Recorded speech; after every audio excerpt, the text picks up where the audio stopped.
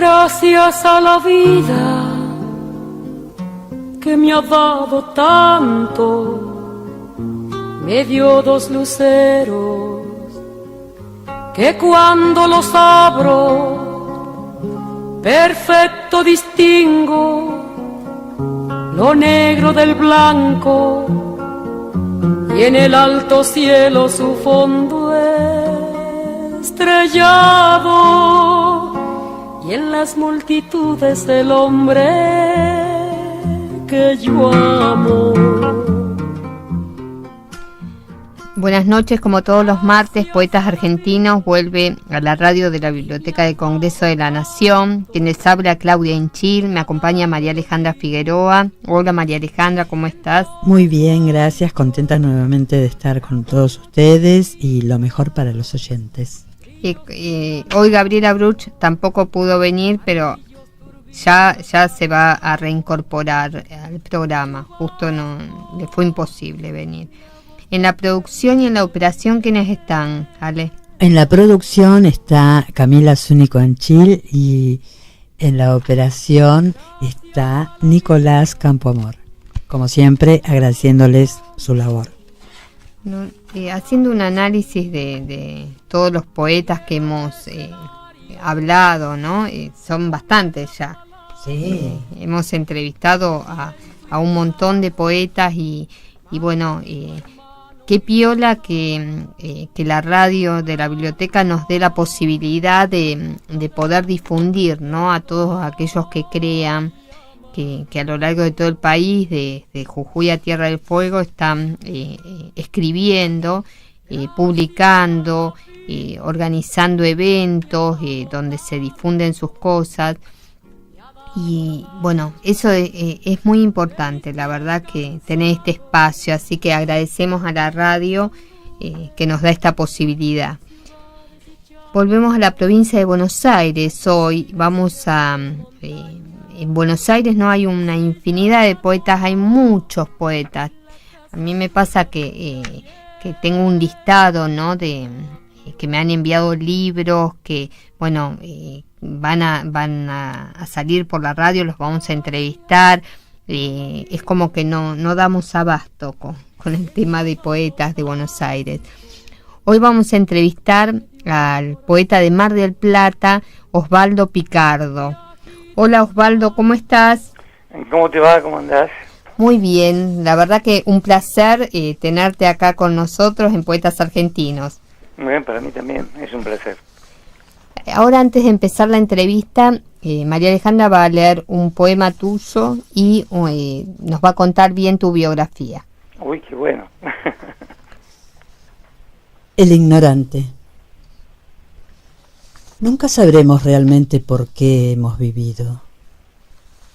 No alcanzan las palabras.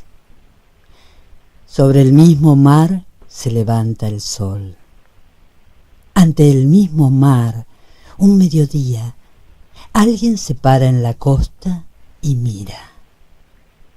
Solo eso, y nada dice. ¿Qué espera ver? Mirar no es ver solo esto que se muestra, ni siquiera lo que existe. Las olas hablan de regresos largamente olvidados, a veces sin que nadie haya partido. Una gaviota y un poste de luz parecen ser el centro del universo. A su alrededor, la circunferencia de tu ignorancia es como ese pescador y su caña. Una eternidad demasiado larga. Hubo muchas veces en que creíste haber nacido para algo. Fue esa fe la que te empujó a decisiones definitivas. Pero el resto lo decidió un puro instinto de felicidad, acontecido para ser superado. Y la biografía de Osvaldo Picardo nació en Mar del Plata en 1955. Poeta, ensayista y crítico literario. docente y editor. Produjo y dirigió el programa radial El Otro Lado, diario de poesía, en 1994, y organizó el primer Encuentro Nacional de Poetas Mar del Plata en 1998, auspiciado por la Secretaría de Cultura de la Presidencia de la Nación. Dirigió entre 2001 y 2009 la revista cultural La Pecera, de la que aparecieron 14 números. Fue director editorial de la Universidad Nacional de Mar del Plata. Sus libros: Apenas en el Mundo, 1988, Poemas con tu altura, 1989, Letras en una esfera armilar, 1991, Dejar sin ventanas la verdad, 1993, Kiss Kid Ubi, Poemas de Quintiliano, 1997, Una complicidad que sobrevive, 2001, Pasiones de la Línea, Poemas de Nicolás de Cusa, 2008, y Mar del Plata seguido de otros lugares y viajes, 2012. Recibió el premio del Fondo Nacional de las Artes del año 2000 por Una complicidad que sobrevive. Integró antologías: Poesía Argentina de fin de como siglo, Vinci Guerra, 1996, Signos Vitales, una antología poética de los 80, Editorial Martín, 2002, y Poesía Argentina del siglo XX, Visor, 2010. Bueno, estamos acá en línea con Osvaldo Picardo. Osvaldo, contanos cómo surgió en vos este tema de la poesía, ¿no? Que remontémonos a tus comienzos. Hola. Sí. Hola, ¿sí? ¿Me escuchás? Sí, te escucho. Quedé un poco sorprendido por escuchar en la voz de tu amiga, bueno, de María Alejandra. Estos poemas y a su vez toda la biografía. Parece como que uno cuando escucha todo esto parece como que hablaran de otras personas, ¿no? Nunca, yo por lo menos en mi caso nunca me asumo como tal. Bueno, pero lo bueno es que hiciste y haces todo esto, ¿no? Sos esto. Sí, a veces uno cae en lo increíble, ya te vuelvo a decir, ¿no? Termina por no creérselo y hace bien no creérselo, ¿no? Lo peor que le puede pasar a alguien es creerse realmente todas estas cosas. Es realmente un lugar que siempre la poesía nos queda demasiado grande.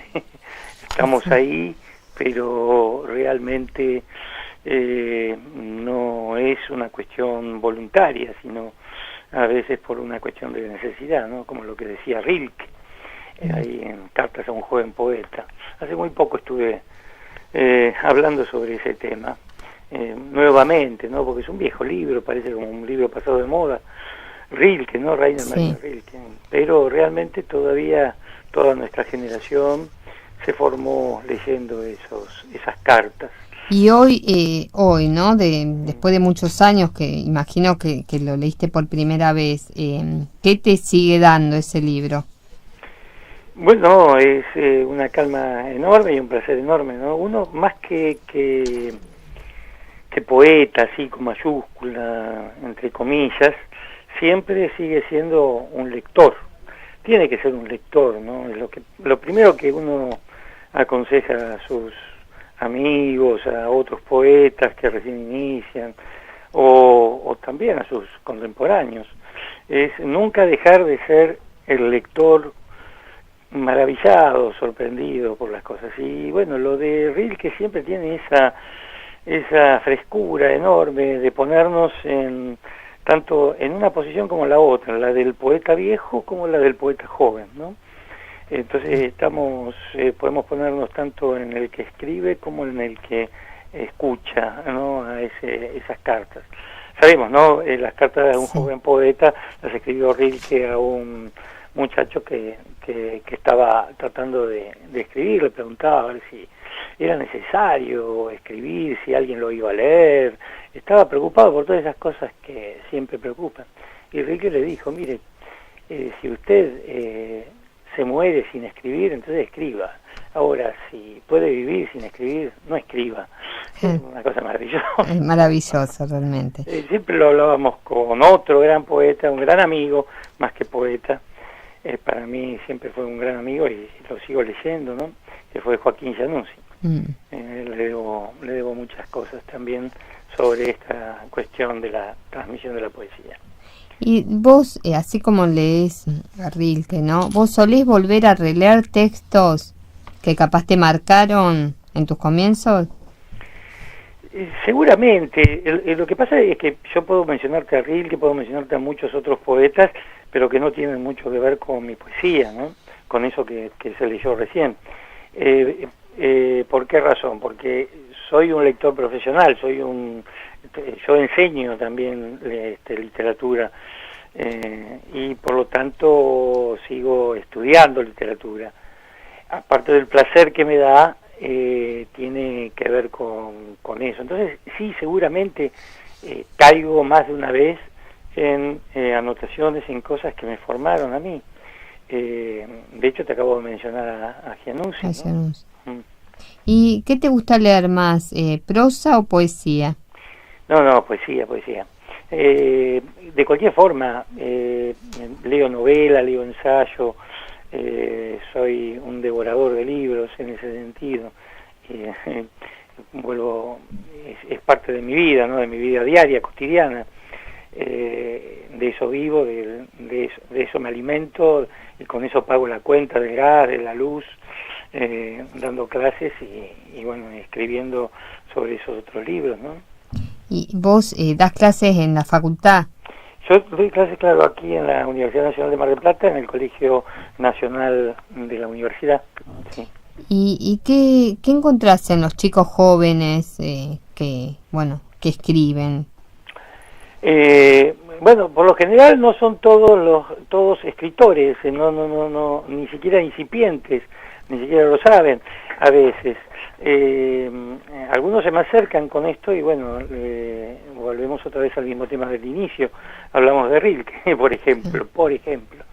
Pero lo que noto es lo mismo que me pasaba a mí o lo que le pasaba a algunos compañeros. No han cambiado mucho las cosas, aún cuando nos quejamos de la indiferencia, de los códigos, de que son distintos. En realidad es todo por fuera, es más que nada la cáscara la distinta, ¿no? Lo que va cambiando con las épocas es eso. Ahora el corazón de todos estos asuntos siempre siguen iguales. Los chicos traen sus problemas cotidianos y en sus problemas cotidianos está realmente la poesía, no está fuera de lo cotidiano, de lo que les está pasando. Lo otro es nada más que gesto, impostura, maneras de hacerse ver. Por lo general, y también eso tal vez a veces compone lo que hace a la poesía, ¿no? Esa intención de tratar de seducir, de levantarse a su compañera, entonces hace que escriban sus versos. Hellman decía eso, ¿no? Hellman empezó escribiendo a una amiga poemas de Almafuerte, feísimo, ¿no? Eligió pésimamente, porque tratar de acercarse a una chica con un poema de Almafuerte terrible. Le fue mal, y dice, entonces intenté escribir por mí mismo. Y pobre Hellman pudo hacer lo suyo, ¿no? Bueno, pero por lo menos es como que un puntito, ¿no? Para el comienzo. Sí. De lo que es la escritura. Sí. Y volviendo a la pregunta que te hice y todavía no me respondiste, ¿vos cuándo te diste cuenta que te inclinabas hacia la poesía? ¿Qué es lo que te motivó? Vos sabés que muchas veces uno reflexiona sobre eso. Y justamente ahora vuelvo de un viaje, estuve también con otros poetas, amigos, y fue una de las preguntas que me hicieron en ese congreso, en el festival, ¿no? Y voy a decirte lo mismo, es decir, no lo tengo muy claro. Yo no te puedo decir una fecha, un día determinado. Sí sé que hubo siempre en mí una inclinación a la lectura y a y a emocionarme por ciertas cosas que no emocionaban a los demás. Entonces, desde muy temprana edad, te podría decir, desde la época en que vi un atardecer, vi un amanecer, no me acuerdo cuándo exactamente, pero desde muy temprana edad me sentí cerca de la poesía. ¿Y cuándo comenzaste a escribirla? Y comencé no a escribirla, sino a dictarla, en realidad unas cosas muy malas, es una cosa que me da un poco de vergüenza, pero se las dictaba a mi padre para mi madre. Ese fue el primer poema que recuerdo, que fue para un Día de la Madre, ahora que se acerca. Mira. Y ahora que no la tengo, la recuerdo. Era un poema que le dicté a mi padre porque yo no sabía escribir, y seguramente era imitación de alguna impostura, alguna imitación de algún gesto, de algo que había escuchado, una manera de manifestarlo, ¿no? ¿Y cuántos años tenías, más o menos? No sé, tendría 4 años, 5, no sé, una cosa de esa, ¿no? Y vos, contanos acerca de tu primer poema, así que vos te hayas puesto ya más grande y lo escribiste. Mira, los primeros poemas fueron horribles, de hecho los quiero olvidar todos, pero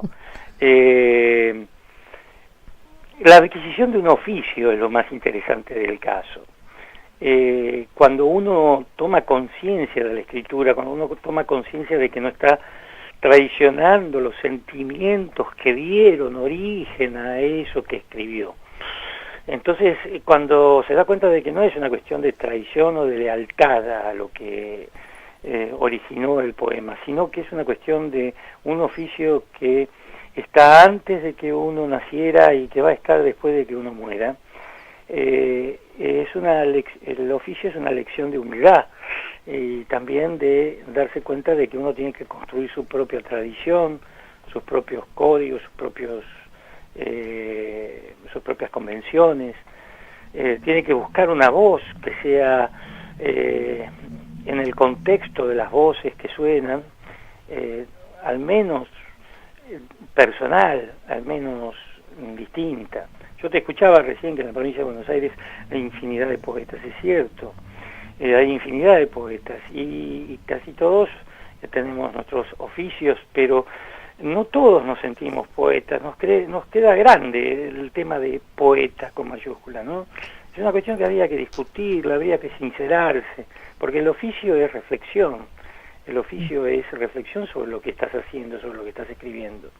Y ahí yo creo que es cuando uno comienza a darse cuenta que los primeros versos que escribió en realidad no eran versos, eran simple y sencillamente ejercicios de escritura, ¿no? Eran aprendizaje. ¿Y qué reflexión haces sobre tu poesía en la actualidad, ¿no? Lo que estás escribiendo últimamente. Mira, acabo de publicar un libro que se llama 21 gramos, que es distinto al anterior, al que leyó Alejandra, ¿no es cierto? Sí.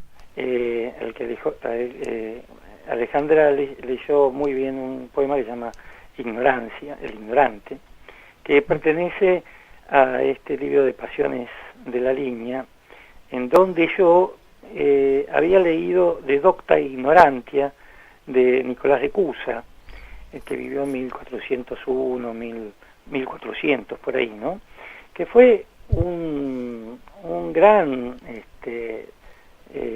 teólogo, filósofo, matemático, científico en aquella época, que afirmaba que la Tierra no estaba en un punto fijo, en un centro fijo del universo, y que, según él, el mundo era una limitación ilimitada. Era amigo de Toscanelli, Giordano Bruno se basó en él, muchos astrónomos posteriores son los que se basan en él para luego hacer todo el sistema, cambiar el sistema ptolemaico por esto otro y cambiar un poco la cabeza de la humanidad, ¿no? Comienza ahí ese periodo del Renacimiento, ¿no? Bueno, yo tomo la máscara de esa figura, y trato de hablar sobre eso. Es decir, fíjate vos que ahí ya lo que estoy haciendo es trabajando sobre lecturas. Claro. Lo mismo hago en este otro libro, 21 gramos, tiene que ver con una película, una película famosa en su momento, pero también tiene que ver con una metáfora muy importante, que es el tema de lo que perdemos o lo que nos llevamos de esta vida. Son esos 21 gramos que pierde el cuerpo, el cadáver, ¿no? Cuando uno se vuelve un cadáver, del peso normal que tenía en la vida al peso del cadáver hay 21 gramos de diferencia. Bueno, según dicen, tampoco está comprobado ni es científicamente demostrable eso, pero es una buena metáfora, una linda metáfora. Y sí, totalmente. Entonces a mí me sirvió para hacer este libro. Es decir, lo que yo intenté hacer es eso. Ahora, ¿qué es lo que salió de ahí? Es otra cosa, y tampoco es necesario que lo sepan a todo esto, ¿no? Pero son cuestiones que tienen que ver, ya te digo, con escribir con una cierta conciencia de la escritura. Muchas veces me río y nos reímos con algunos amigos porque se sientan las bases entre la novela. El novelista tiene que ser un tipo que se sienta, que trabaja con un plan y demás, y el poeta no, el poeta tiene que ser un tipo que capta lo que le dice la musa. Y es toda una mentira, toda una patraña, toda una impostura, ¿no? Son gestos que a veces no nos sirven y a veces espantan a los verdaderos lectores de poesía. Tanto el poeta como el narrador, como el novelista, tienen un trabajo, tienen un oficio, tienen un plan en la cabeza. A veces hay poetas que no tienen el plan tan consciente, y otros que sí, lo tenemos y lo seguimos, ¿no? Osvaldo, mira, ahora vamos a una pausa, no cortes y seguimos charlando. ¿Cómo no? Gracias.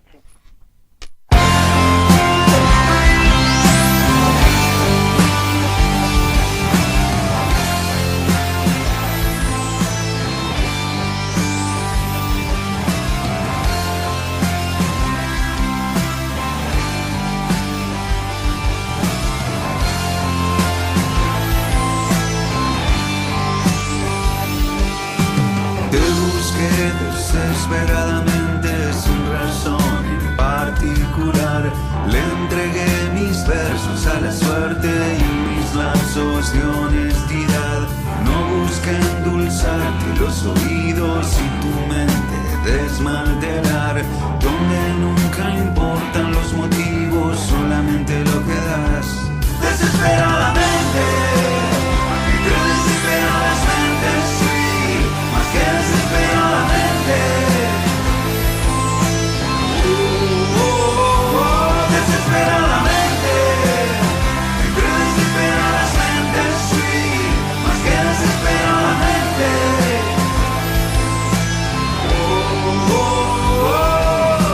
Ardió Roma tan súbitamente, sin razón en particular, y ahí va el hombre librado a la suerte hasta que empiece a pensar. De las musas saben mis oídos y las consecuencias que hay que esperar, y de eso que te hace reír y tantas veces también te hace llorar. Desesperadamente, entre desesperadas mentes, sí, más que desesperadamente. Desesperadamente, entre desesperadas mentes, sí, más que desesperadamente.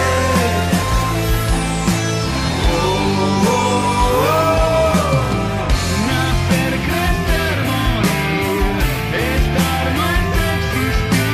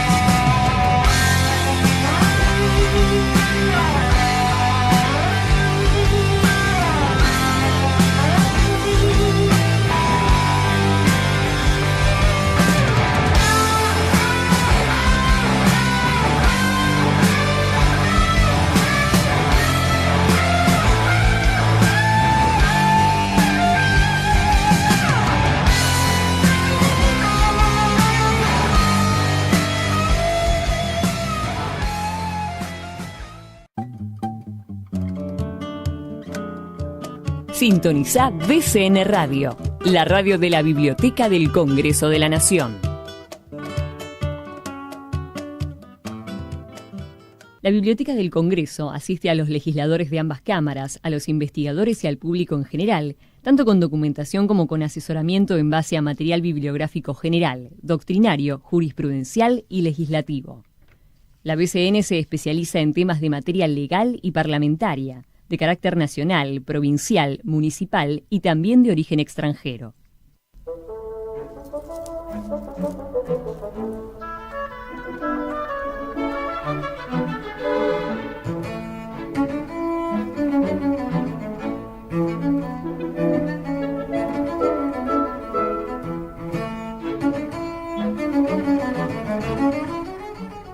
Hola, soy Silvana Castro y en BCN Radio, la radio de la Biblioteca del Congreso de la Nación, nos vamos a encontrar para contarles secretos de la reservada.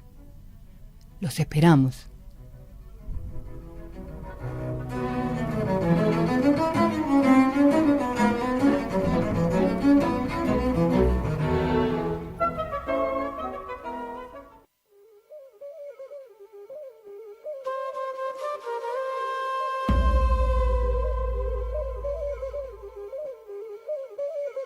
Descubrí el interior del país en BCN Radio.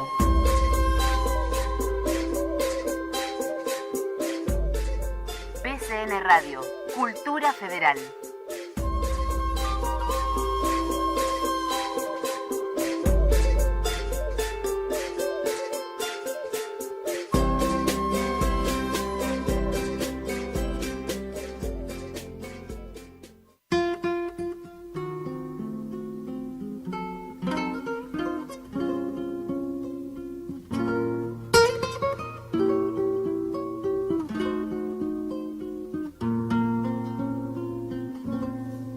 Gracias a la vida que me ha dado tanto.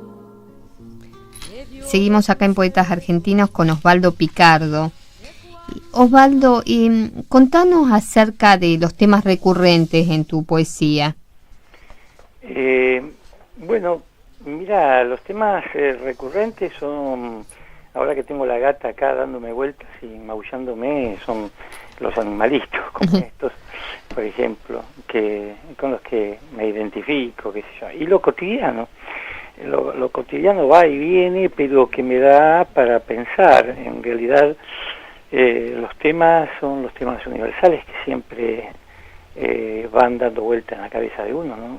Uno no se puede sacar de encima desde que comienza a conocerla a través de la pérdida de los seres queridos o de la historia trágica de la Argentina a sus muertos, y por lo tanto la muerte es uno de los temas recurrentes, así como su compañera, que es la vida. La vida en el sentido de eso que nos arrastra a seguir a pesar de todo.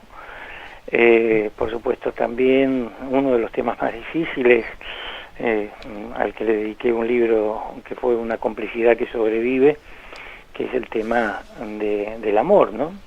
Por eso lo llamo Una complicidad que sobrevive.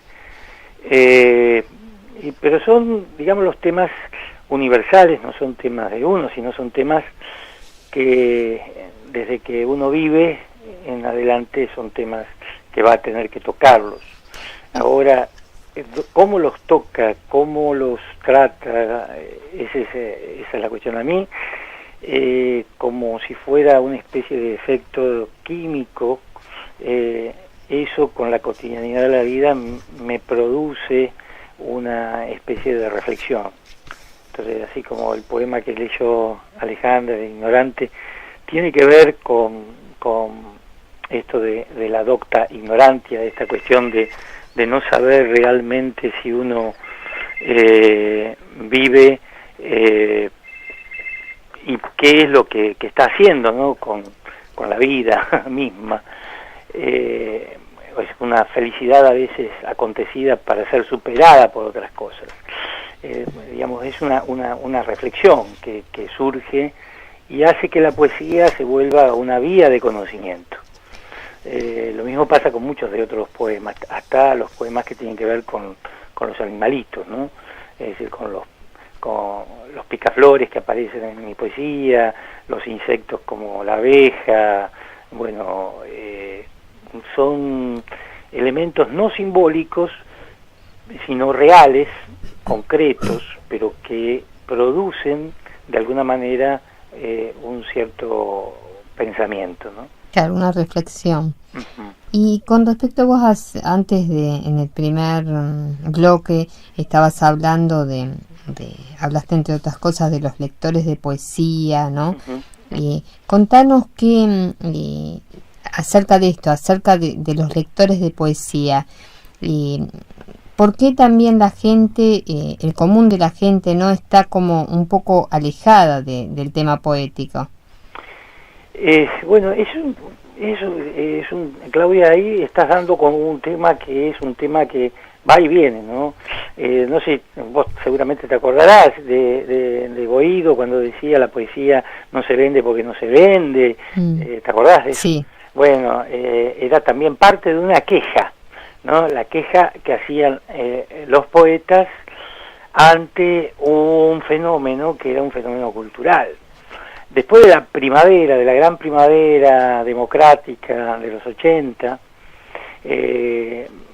que vino con la reposición de la democracia, la reconquista de esa democracia, donde se llenaban salas y estadios con la poesía, volvimos otra vez a un estado de normalidad también, que era una poesía que no era una poesía del espectáculo, sino una poesía que tiene que ver principalmente con la intimidad, con una lectura a solas, igual que una escritura a solas.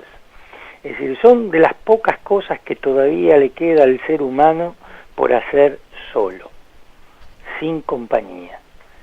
Qué bueno lo que decís, es tal cual. Y también hablaste sobre el tema de tener un plan de poesía. Contanos bien. Es lo que se llama un programa de escritura, ¿no? Un programa de escritura significa que no es que vos estés programando como en la radio, programa tras programa, semana tras semana, hora tras hora, dónde está la pausa, dónde seguir, sino que tiene que ver principalmente con lo que te decía recién, esa naturaleza misma de la poesía que hace que sea una vía de conocimiento. Al ser una vía de conocimiento, es una vía de autocrítica, es una vía de reflexión, una vía a veces que te martiriza, que te hace sufrir. Y te da alegría, por supuesto, porque te hace esa especie de catarsis, pero también no te hace conocer todas las cosas lindas. ¿Y por qué se la relaciona mucho la poesía con todo, ¿no? La tristeza y porque vos imaginate que la existencia misma es, en cierta manera, una despedida. Desde que nacemos hasta que morimos vamos despidiéndonos de las cosas que vamos viviendo. Y eso no es una felicidad constante. Es son momentos de alegría, pero donde hay una constante sinfónica, llamémosla así, en la cual siempre se mueve una misma nota, y esa nota es una nota grave, no es una nota aguda, un chillido, sino es una nota grave, un sostenido grave, ¿no? Entonces, si la existencia es una constante despedida, también la poesía sí es una vía de comunicación, una vía de conocimiento, más que de comunicación, perdón. Entonces ahí tenés también que es un reflejo de eso, ¿no? De alguna manera. Es triste, pero tiene esa dulzura que tiene toda tristeza. Es decir, es como el tango, que yo te puedo decir, ¿no? Vamos a ponernos típicos. El tango es triste, sí, pero también nos hace sonreír, nos hace sentir. Claro, la felicidad no tiene por qué Porque acá acaba una confusión también muy posmoderna, ¿no? Creerse que todo tiene que ser feliz, todo tiene que ser alegre, todo tiene que ser chistoso o ingenioso. Y caemos en la estupidez y en la tontería, ¿no? Es decir, el que es alegre todo el tiempo es un estúpido. No puede ser un tipo que tenga los dedos de frente, porque la vida es otra cosa. Y sí, totalmente. Y volviendo al tema de tus poemas, ¿no? ¿Qué te llevó a publicar? Como decía Borges, el cansancio de corregir. Mirá, me llevó a publicar el hecho mismo de tomar conciencia de que esto es un arte y un oficio. Y por lo tanto, como arte y como oficio, necesitas de la legitimación que da la lectura. Esto es como... Hay una metáfora tan preciosa que tiene Levinas, Manuel Levinas, un filósofo muy importante, lo toman varios otros filósofos posteriores, que es el tema de la hospitalidad. La hospitalidad que no es simplemente el recibir a un extraño en tu casa, sino es sentir que el otro que viene, que se aloja en vos, es también lo que te va a ir construyendo. Es esa cosa necesaria que te hace sentir más de una vez rehén del otro, en la casa del otro, en la casa del lenguaje, ¿no? Entonces, ahí esa metáfora de la hospitalidad tiene que ver justamente también con la cuestión esa de alojarnos en el lenguaje, de ir volviendo a descubrir de alguna manera quiénes somos. Y poco a poco eso se va haciendo cada vez más claro, así como la despedida, que es la existencia, nos va alejando poco a poco de ciertos engaños, de ciertas maneras de ver. También esa construcción del otro nos va devolviendo una verdad que estaba oculta, ¿no? Y que cada vez queda más cerca del otro umbral, ¿no? Y cuando te pones a escribir, ¿no? ¿Cómo surge el poema? ¿Vos determinás temas o haces como catarsis y sale lo que sale? Bueno, viste, estábamos hablando de un programa de escritura, y ese programa de escritura es alimentado a su vez por... yo cuando escribo libros. Es decir, a mí no me gusta escribir... Se pueden leer como poemas sueltos, ¿no? De hecho hay antologías y demás que se han hecho de mi poesía, pero los poemas tienen una cierta comunicación entre sí, y eso hace que el libro tenga una cierta unidad. Por ejemplo, este libro 21 gramos fue escrito según un plan, y el anterior también, y el otro también, ¿no? Tienen un plan. Por ejemplo, Mar del Plata es un poema largo de 12 partes, son 12 poemitas que van componiendo como un mosaico de la ciudad. Y así me gusta a mí escribir como si fueran libros, ¿no? Y por otro lado también tenés el tema de que si uno va haciendo anotaciones de lo cotidiano. Yo tengo una libreta y en esa libreta voy anotando prácticamente todos los días algo, anoto cosas que son desechables y otras que trabajadas se van transformando en lo que va a ser un poema, ¿no?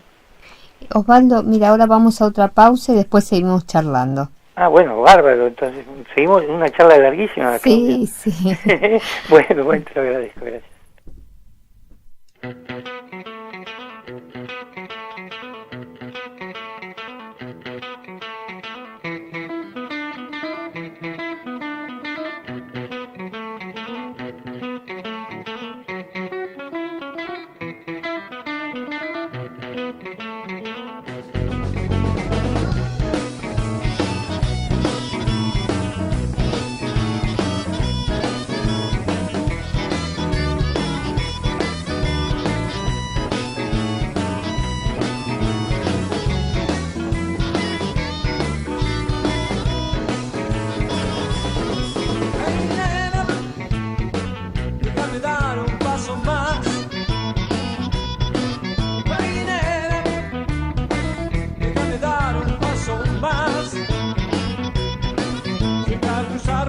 esa puerta voy a encontrar felicidad.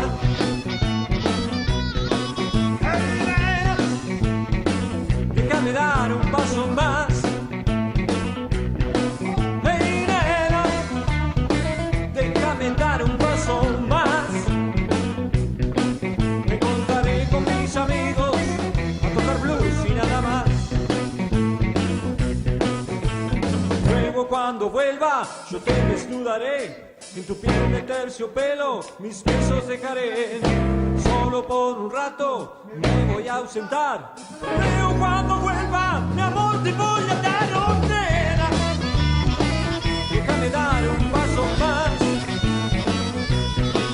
Me encontraré con mis amigos, tocar blues y nada más.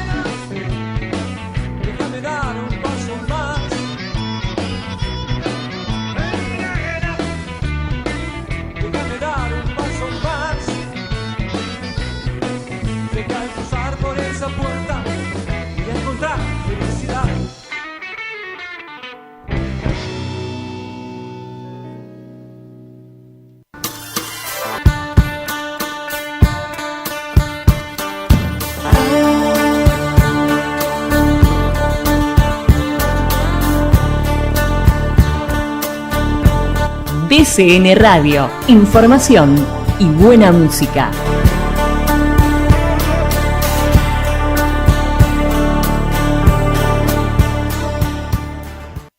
La Biblioteca del Congreso cuenta con uno de los acervos documentales más importantes del país, con más de 3 millones de piezas bibliográficas. Asimismo, su hemeroteca posee alrededor de 7.000 títulos de colecciones de diarios, revistas, periódicos argentinos y extranjeros. Por la Ley de Depósito Legal, la BCN es destinataria de todo lo que se publica en el país.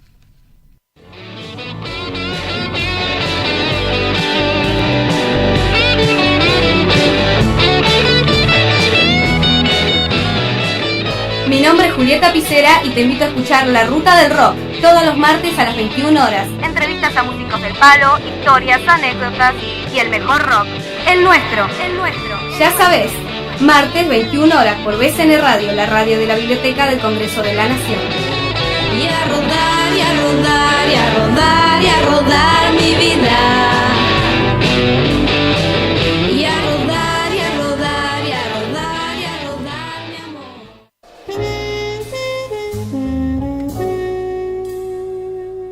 Andábamos sin buscarnos, pero sabiendo que andábamos para encontrarnos. En el año Cortázar, bcnradio.com.ar.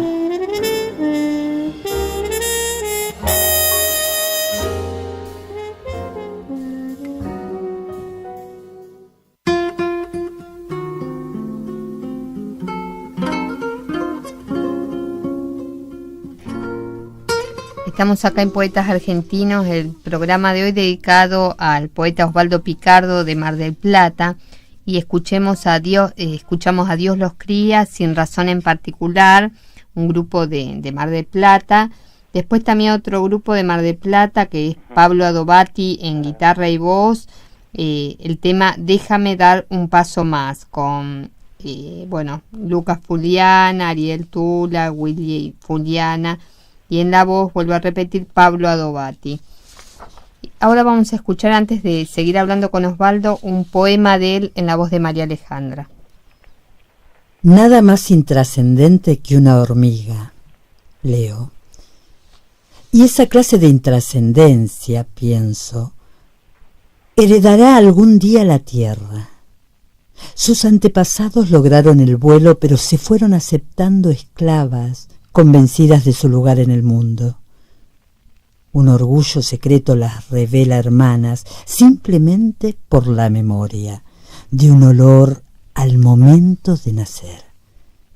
Contra todas ellas, las negras, las obreras, las coloradas, las voladoras, se levantó la villa Victoria Ocampo, sombra veraniega de San Isidro que trajeron a pedazos desde Inglaterra, seguramente lleno de trascendencia, de aquellas batallas de verano antes de las lluvias contra las hormigas. No quedan registros epistolares ni diarios íntimos, solo la convicción subterránea de que serán las que sobrevivan, y el resto, silencio.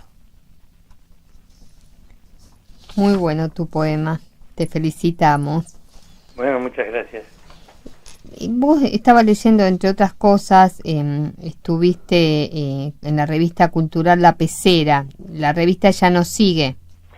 Bueno, la revista está por volver a salir ahora nuevamente, quedó nada más que en una versión digital, pero salió hasta el número 14 y luego fue siendo subida número a número en internet, así que está en un sitio, no recuerdo ahora cómo se llama, pero es un sitio donde se puede googlear y inmediatamente sale en La Pecera Revista, y ahí aparecen también los números para bajarlos. Era una revista libro. Nos dio mucho placer, justamente con Héctor Freire, con muchos amigos que estuvimos trabajándolo. Y ahora volvimos otra vez a ver la posibilidad de sacarla, pero de una forma también no igual, pero estamos estudiando a ver qué pasa el año que viene. Mira qué bueno, es buenísimo eso. Así que cuando sepan, mandarnos la info y lo difundimos desde el programa. También formaste parte del proyecto Mapas de Poesía Argentina, contanos bien. Bueno, ese era un proyecto que, pobrecito David Lakmanovich, era uno de los grandes impulsores de todo esto cuando yo estaba en el centro médico de aquí de Mar del Plata, y hacíamos una serie de encuentros. Logramos hacer 2 encuentros, uno aquí en Mar del Plata y otro en Tucumán. La idea era ir registrando todo lo que había ido aconteciendo en el siglo XX en las provincias argentinas, en todas las regiones argentinas, y haciendo encuentros con los todavía sobrevivientes de aquellos movimientos. En ese caso, el primer capítulo fue dedicado a Carpa y Tarja, que son 2 grandes revistas del noroeste argentino, sí. Donde ahí, tenés a Héctor Tizón, tenés a Anzoátegui, el negro Anzoátegui, pobrecito que murió hace poco, a Calvetti, gran poeta, a Nicandro Pereira, poetas que fueron contemporáneos a ese gran movimiento que fue el nuevo folclore argentino, la fusión del folclore con el rock, que dio origen a la Negra Sosa, que dio origen, bueno, pues a la nueva camada de grandes músicos argentinos como León Gieco, ¿no? Sí, importantísimo, realmente. Eso quedó, lo hacíamos con la ayuda de la Universidad de Tucumán, lo hicimos en Tucumán también, volvimos a hacerlo, y ahí cubrimos el sur argentino. Gente que era totalmente desconocida para lo que es la provincia de Buenos Aires. Siempre, bueno, estaba la queja, ¿no? La queja contra Buenos Aires, pero no se hacía nada en ese momento. Y era el momento de traer nuevamente a Buenos Aires mucha de la gente que estaba viviendo en Buenos Aires, muchos santiagueños, catamarqueños como Leonardo Martínez, un gran poeta que vive ahora allá en Buenos Aires, que es catamarqueño, ¿no? O Santiago Silvester, que es salteño, y que se fueron a vivir a Buenos Aires, pero realmente sus literaturas traen fuertemente un acento, un tono, una originalidad propia de otra naturaleza que no es la porteña, ¿no? Claro. Y bueno, y eso no se hizo más, decís. Bueno, como todas estas cosas, vos sabés que exigen lo mismo que estás haciendo vos con este esfuerzo enorme de difusión de la poesía argentina. Son exigencias que tienen un tiempo determinado, ¿no? Y que nos agotan, terminan por agotarnos. Entonces, bueno, son páginas que hay que dar vuelta y capítulos que hay que terminar. Claro, sí. Bueno, pero esperemos que algún día retomes estos proyectos y bueno, puedas seguir, ¿no? Sí, salió un libro, el primer mapa de poesía argentina, lo editamos, ¿no? Que era con los facsimilares, una antología facsimilar de Tarja y Carpa, de las dos revistas y editoriales de ese momento, con un prólogo de Calvetti y un estudio preliminar que me pertenece, pero todo eso salió el primer tomo. Tenían que salir 5 tomos, 4 tomos más, pero bueno, algún día saldrán porque está el material, así que... Bueno, tengamos esperanza y fuerza para que salgan. Seguramente. Después, con respecto a las antologías poéticas nacionales, ¿no? que se realizan, a tu entender, ¿hay paridad entre los poetas de las provincias y los de Buenos Aires en cuanto, digo, a la publicación? No. Primero porque hay un impedimento que es muy importante, que son las distancias en la Argentina. Son distancias muy grandes. No pasa solamente en la Argentina, pasa en todos lados. Y a su vez el otro tema es, más allá del impedimento geográfico, de distancias y de tiempo, de espacio y tiempo, es el problema de cómo se van conformando los sistemas literarios. Los sistemas literarios siempre tienen un centro. Paradójicamente, hoy en día el sistema literario argentino está conformado por el margen. Es decir, lo que se consideraba marginal hoy es el centro, ¿no? Así tendría que ser siempre, pero es dinámico. Pero hoy en día el centro tiene la impostura de lo marginal, ¿no? Y no quiere ser académico, pero en realidad está haciendo lo mismo que hacen todas las academias. Conforman un sistema, canonizan, legitiman a unos poetas sobre otros poetas.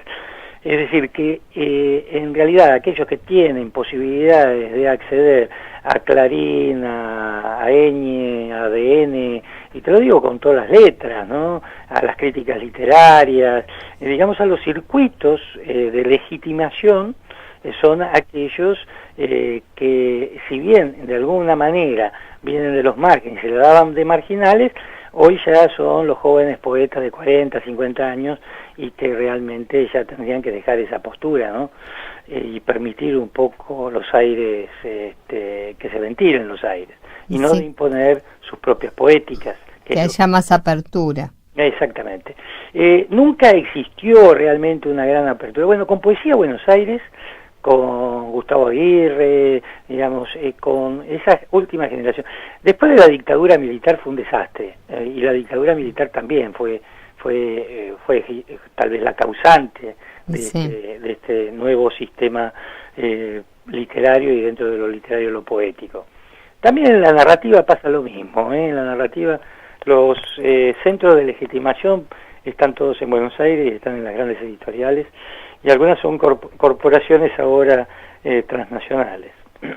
Pero bueno, eso nos daría para hablar mucho sobre lo que es política editorial. De eso entiendo un poco porque estuve 7 años a cargo de la red de editoriales universitarias y de la editorial de la Universidad de Mar del Plata, y eso me permitió empaparme bastante de todo esto que estoy hablando. Y es un tema súper interesante. Otra vez te vamos a llamar y vamos a hablar sobre estos temas porque realmente son importantes, ¿no? Y hacen a lo que es la poesía hoy, ¿no? Cómo se maneja todo. Y ya para cerrar, contanos vos, con el tema del trabajo de un poema, ¿cómo te manejas? ¿Sos muy obsesivo o dejás que fluya? Y eso tendríamos que preguntárselo a mi señora, que es la que me tiene que aguantar, ¿no? O a la gata que está dando vueltas por acá y yo no le doy bolilla. Pero, mirá, por ejemplo, el último libro me llevó cerca de 5 años. Y luego de haber juntado todo esto que llamo programa de escritura y de todos los papeles sueltos, de descartar cosas, fue de encerrarme durante días, no todos los días, no todas las 24 horas, pero sí encerrarme horas y horas durante días para poder confeccionarlo. Es decir que sí, soy obsesivo, me tomo en serio el trabajo que hago. No sé si el resultado es bueno. De hecho, tanto trabajo para hacer nada más que 21 gramos, dice yo después al final, ¿no? Era terrible. Pero bueno, el trabajo está y bueno, nos interesaría mucho poder llegar a tener tus libros y bueno, y así lo difundimos acá en la radio. Pero por supuesto, después de haberla escuchado a María Alejandra leer tan bien esos poemas, no tengo ningún pretexto como para no mandarle los libros, Claudia. Sí, muchísimas gracias, Osvaldo. Los libros. No te preocupes, Claudia. Bueno, Osvaldo, te agradecemos muchísimo esta entrevista con poetas argentinos y bueno, y te comprometemos para una próxima vez que sigamos charlando. Bueno, cuando ustedes quieran. Yo agradecidísimo y bueno, y las vuelvo a felicitar por el esfuerzo que están haciendo. Muchas gracias, igualmente, un gusto, abrazo Osvaldo. grande. Un beso para todas. Igual. Hasta luego. Bueno, y poetas argentinos, hoy nos dedicamos a Mar del Plata, al poeta Osvaldo Picardo. Esta charla daba, pero para más, lo vamos a llamar para que seguir charlando en otro programa, porque muy interesante todo lo que dijo. A mí hubo frases que me quedaron. Por ejemplo, una dijo: desde que nacemos vamos despidiéndonos. Eso ahí lo dijo todo, ¿no? Y después otra, una frase: sentir que el otro se aleja dentro de vos. Qué lindo, ¿eh? Bueno, esto es poesía. Y eso es lo que queremos, poesía de todos y para todos. Hasta el próximo martes. Chao.